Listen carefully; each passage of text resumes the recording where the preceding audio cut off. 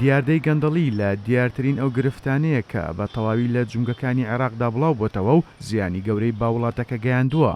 با جۆرێک لە ماوەی 18 ساڵی ڕابردوودا بەهۆی گەندەڵیەوە عێراق سەدان ملیار دۆلار زیانی بەرکەوتووە. زۆرینەی گەندەڵیەکانیش لە ڕێی بە تاڵانبردنی سامان و گرێبەستە ساختەکان و پرۆژە خەیاڵیەکانەوە ئەنجام دراون و زۆرینەی گەندەڵکارانی سزا نەدراون و توانیویانە خۆیان دەرباس بکەن. ڕێکخراوی شەفافێتی نێودەوڵەتی لە راپۆرتێکدا باسی لەوە کردووە کە عێراق تا ئێستا لە ڕیزی پێشەوەی ئەو وڵاتانەدایە کە زۆرترین گەندەڵیان تێدا ئەنجام دەدرێت و بەهۆی گەندەڵی و گرفتە ئیداریەکانەوە حکوومەتە یەک لە دوایەکەکانی عێراق لە دوای ساڵی 2023ەوە تا ئێستا بڕی 300 ملیار دۆلاریان بەهەدەرداوە کە لە کۆی ئەو بڕە تەنها لە دەواازە سنووریەکانەوە نزیکەی 100 ملیار دۆلار براوەتە دەرەوەی وڵاتەکە و تاڵان کراوە. هەر بۆیە حکوومەتەکان بەردەوام دووچاری قەیرانی دارایی بوون و بۆ چارەسەرکردنی گرفتە داراییەکان هانایان بۆ قەرزی دەرەکی بردووە.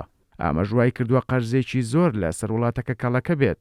لە راپۆرتەکەی ڕێکخراوی شەفافێتی نێودەوڵەتیدا ئاماژە بۆەوە کراوە کە لەسەر ئاستی جیهان عێراقیشێکە لە گەندەڵترین دەوڵەتەکان و ڕەوشەکە مەترسیدارە. قەیرانی کۆرۆنا ئەو ڕێکارانش کە لە دژی ڤایرۆسەکە جیرانە بەر ئەو هەوڵانیان لە ناو برکە بۆ بەرەنگاربوونەوەی گەندەڵی دەدران و چەند ساڵێک وڵاتەکەیان لەو ڕۆوە بردە دواوە.